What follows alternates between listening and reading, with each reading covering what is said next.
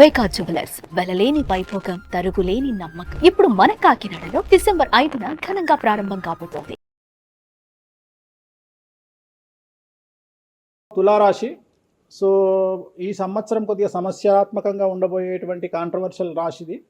7వ రాశి తులారాశి. 2025 సంవత్సరం తులారాశి వారికి ఆదాయం 11, వ్యయం 8, రాజపూజ్యం 2, అవమానం 2. వీరి జీవితంలో 6వ స్థానంలో శని సంచారం వలన విపరీతమైనటువంటి అనుకూలతలు గోచరిస్తున్నాయి. 98% అనుకూలమైనటువంటి ఫలితాలు వీరికి ఉండబోతున్నాయి.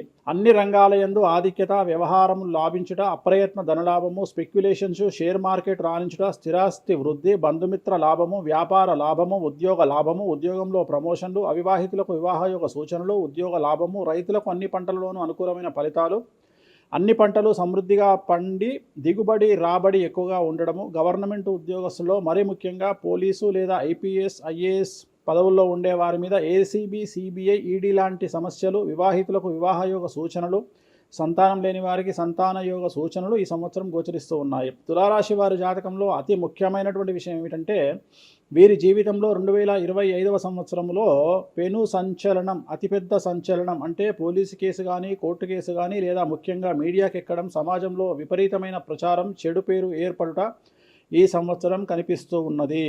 వీరికి సంబంధించినటువంటి దోష నివారణ అంటే గురువారం నాడు పసుపు రంగు దుస్తులు ధరించడం, అలాగే తిరునల్లార్ శనీశ్వర ఆలయంలో ప్రత్యేకమైన శని పూజ నిర్వహించుకోవడం ద్వారా సమస్యల నుండి బయటపడతారు. మనకు వచ్చేది 2025 ఆంగ్ల సంవత్సరాది. ఓకే, అంటే కొంతమంది విమర్శించారు 24 కదా, 24 25 అదే 25 ఆంగ్ల సంవత్సరాది అంటే మనం ఇంగ్లీష్ క్యాలెండర్ అంటే 25లో వచ్చేది 25 ఆంగ్ల 25 కదా. జనవరి 1 25. జనరల్ గా మనము అంటే మరి మీరు ఉగాది నుండి ఎందుకు చెప్పట్లేదు అంటే చాలా మంది ఉగాది వరకు కూడా ఆగట్లేదు, జనవరి 1 కూడా ఆగట్లేదు, డిసెంబర్ నుండి నవంబర్ నుండి అడుగుతా ఉన్నారు అందరూ. ఓకే, ఇప్పుడు క్లయింటెల్ నన్ను అడిగేవాళ్ళు ఏంటంటే గురూజీ ఇప్పుడే చెప్పేసేయండి మాకు, మేము జాగ్రత్తలు తీసుకుంటామని చెప్పి అడుగుతా ఉన్నారు.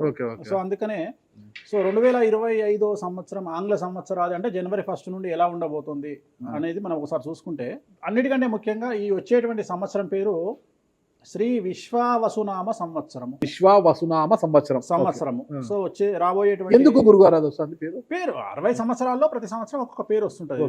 పేరుతో ఏం స్పెషాలిటీ లేదు. క్రోధినామ సంవత్సరం అనే నెగిటివ్ అట్లా ఏం లేదు. సంవత్సరాల్లో దీని పేరు విశ్వావసునామ సంవత్సరం. సో ఈ సంవత్సరానికి అధిపతి రాజు కాబట్టి, రవి కాబట్టి రాజు. సో రవి మనకు కమాండ్ చేస్తూ ఉన్నాడు కాబట్టి ఈ సంవత్సరం అతి ముఖ్యమైన విషయం ఏంటంటే రాజకీయంగా దేశవ్యాప్తంగా, రాష్ట్రాల వ్యాప్తంగా పెను సంచలనాలు నమోదవ్వడము ఈ సంవత్సరం 2025 సంవత్సరం లక్షణాలు. ఎందుకంటే రాజుల మధ్యన, రాష్ట్రాల మధ్యన గొడవలు, మరీ ముఖ్యంగా కొంతమంది ప్రముఖ రాజకీయ నాయకులకు మృత్యుగండము, అలాగే అన్ని రంగాలలోకి సెలబ్రిటీలు, సినిమా ఇండస్ట్రీ, రాజకీయము, బిజినెస్, ఎనీ ఇండస్ట్రీ, యువకులు, మరి ముఖ్యంగా మగవాళ్ళు, యువకులు 40 సంవత్సరాల వయసులోపు ఉండే వాళ్లకు కార్డియాక్ అరెస్ట్లు అనేటివి ఈ సంవత్సరం అతి ముఖ్యమైన విషయం. ఎందుకంటే ఆల్రెడీ మనం చూస్తున్నాం ఇప్పటికే, కానీ వాటి తీవ్రత పెరిగే అవకాశం ఉంది. కారణం ఏంటంటే రవి కమాండ్ చేస్తూ ఉన్నాడు కాబట్టి. రవి అంటే చర్మము, హార్ట్, కళ్ళు, ఎముకలు. సో కరోనా లాంటి అంత పెద్దది కాకపోయినా ఒక సమస్య, ఒక వైరస్ మళ్ళీ ప్రపంచాన్ని బాధించే అవకాశం ఉంది. అది మరీ ముఖ్యంగా చర్మం మీద దాడి చేసే అవకాశం ఉంది. అంటే చర్మానికి సంబంధించినటువంటి ఒక సమస్యల బారిన పడి ఈ సంవత్సరము జనాలు వైరస్ బారిన పడే అవకాశం ఉంది మరీ ముఖ్యంగా. అలాగే ఇప్పుడు ఇంచుమించు 40 సంవత్సరాల లోపు యువకులకు కార్డియాక్ అరెస్ట్ అనేటువంటివి జరిగే అవకాశాలు కనిపిస్తూ ఉన్నాయి. అలాగే ఈ సంవత్సరం గుండెపోటు వల్ల మరణాల సంఖ్య చాలా ఎక్కువ.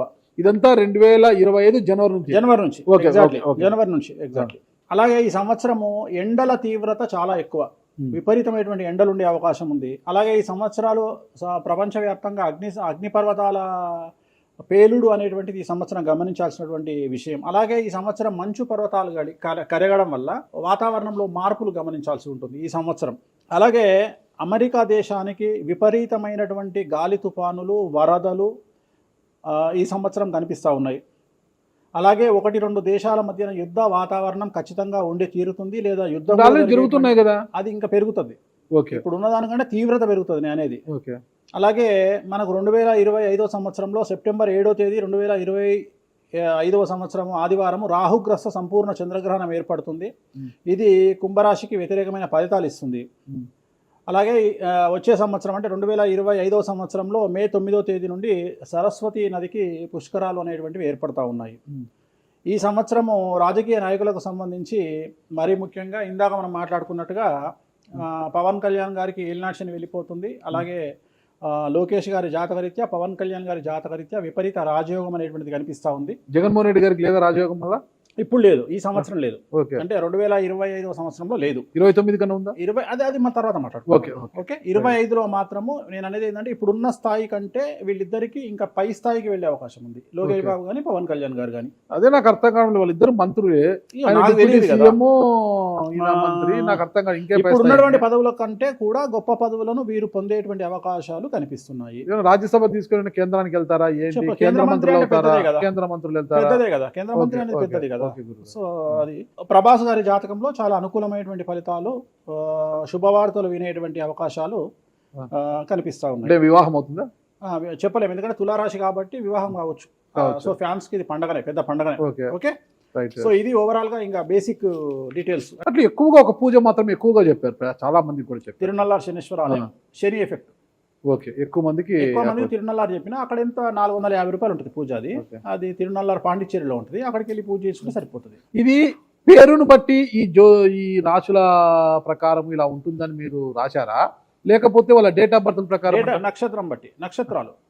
నక్షత్రాలు వాళ్ళకి అర్థమైపోతుంది, వాళ్ళ నక్షత్రాన్ని బట్టి. అశ్విని నక్షత్రం మేషరాశి, భరణి నక్షత్రం మేషరాశి, పుష్యమి నక్షత్రం కర్కాటక రాశి. మీ రాశి నా రాశి ఒకటే. నా రాశి అయితే నాకు తెలియదు గురుగారు. మీది వృశ్చిక రాశి. మీది అదేనా? మరి ఎలా గురుగారు ఈ మధ్యన బాగానే ఉందంటారు? మనకు బాగుంది, ఇంకా మన రచనే, ఇంకా రచనే రచనే. ఎట్లా రచ్చ? ఇంత వివాదాలు అవుతున్నాయి, ఏం కథ అసలు? ఇంకా లైఫ్ అన్నప్పుడు ఇప్పుడు రేవంత్ రెడ్డి ఉన్నాడు. రేవంత్ రెడ్డి ఎన్ని కష్టాలు అనుభవిస్తే సీఎం అయినాడు. అంటే ఇక కష్టం తర్వాత సుఖం రెడీగా ఉంటుంది.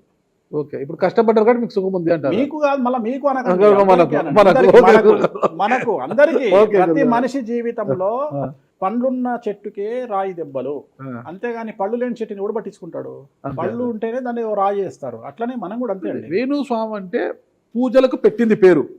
పెద్ద పెద్ద రాజకీయ నాయకులకు, ముఖ్యమంత్రులకు, కేంద్ర మంత్రులకు, పెద్ద పెద్ద వాళ్ళకు కూడా, ఇక్కడ కాదు మీరు అబ్రాడ్స్ కూడా వెళ్ళి పూజలు చేసి వస్తున్నారు. చాలా కాస్ట్లీ స్వామి, చాలా గొప్ప పూజలు చేస్తుంటారు, అంత పవర్ఫుల్ పూజలు. అంటే ఇప్పుడు మీరు చేస్తున్న పూజల మహిమ వల్లనే మీ మీద ఇన్ని వివాదాలు వచ్చినా కూడా మీరు బయటపడగలుగుతున్నారు. 100% పర్ఫెక్ట్. ఇక దానికి ఆన్సరే లేదు. ఇక ఇప్పుడు మనం కొట్లాడాలంటే 10 రకాలు ఉంటాయి, మనం కొట్లాడతలేము. అందుకనే మనం ఒకటే, మన పూజల్ని మనం నమ్ముకుంటున్నాం అంతే, అమ్మవారిని నమ్ముకుంటున్నాం.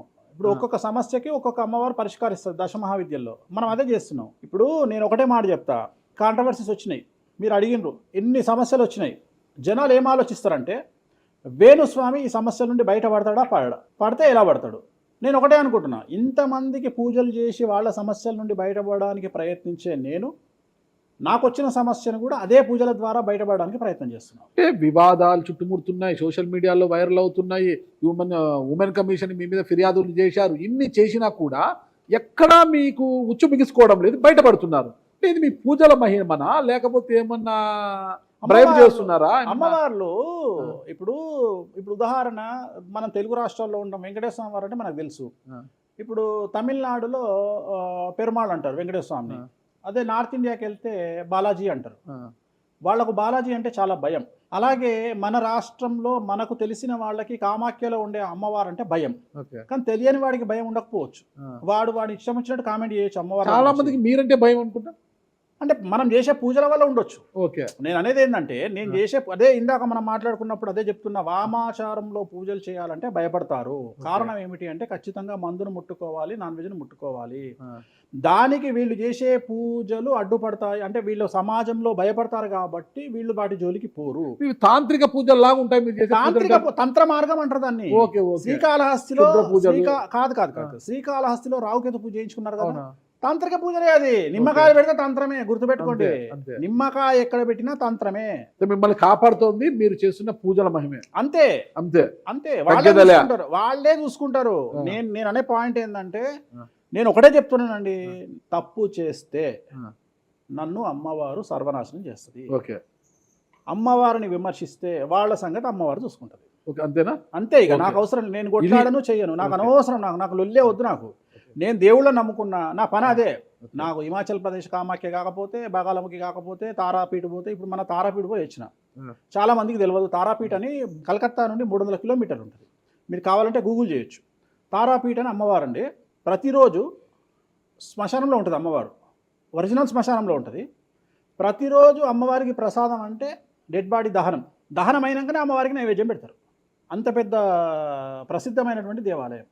అమ్మవారు శివుడికి పాలిస్తూ ఉంటుంది. తారాపీఠ అంటుంది దాన్ని. శ్మశానంలో ఉంటుంది. ఆమె జనరల్గా ఎవరైనా సరే ఎందుకు పూజ చేస్తారామనంటే, జీవితంలో మనం వెళ్తూ ఉన్న సందర్భంలో సడన్గా స్టక్ అయినామనుకోండి, బౌన్స్ బ్యాక్ అవ్వడానికి పనిచేస్తుంది. అంటే ఉదాహరణ, ఒక ముఖ్యమంత్రి స్థాయి వ్యక్తి ఓడిపోయినప్పుడు, ఒక మంత్రి పోయినప్పుడు, ఒక ఐఏఎస్ సడన్గా తన జాబ్లో డిస్టర్బెన్స్ వచ్చినప్పుడు, ఐపీఎస్ డిస్టర్బెన్స్ వచ్చినప్పుడు ఈ పూజ కనుక అమ్మవారిని దర్శించుకుంటే ఒక్కసారి మళ్ళీ వాళ్ళు బౌన్స్ బ్యాక్ అవుతారు. అంటే బిగ్ బ్యాంగ్ థియరీ అనేది అక్కడ పనిచేస్తుంది. మనం మళ్ళీ ఒక్కసారి బౌన్స్ బ్యాక్ అయ్యి ముందుకు దూకడానికి అమ్మవారు పనిచేస్తుంది. నేను సజెస్ట్ చేస్తుంటాను చాలామందికి, వ్యాపారంలో స్టక్ అయినప్పుడు, లేకపోతే ఉద్యోగంలో స్టక్ అయినప్పుడు, అట్లా స్టక్ అయినప్పుడు అయితే మీ తారాపీఠ వెళ్ళి దర్శనం చేయించుకోండి. అక్కడ దర్శనమే, పూజలు ఉండవు, జస్ట్ దర్శనమే. అమ్మవారికి పోయి దండం పెట్టుకొని వస్తే చాలు, ఒక్కసారి మళ్ళీ వాళ్ళు బౌన్స్ బ్యాక్ అవుతారు. ఒకటే ఒక పాయింట్కి నాకు ఆన్సర్ చెప్పి ముగించేసా, చాలా కాలాతీతమైంది. చివరికి ఇరికిస్తున్నారా ఇది? లేదు ఏం లేదు.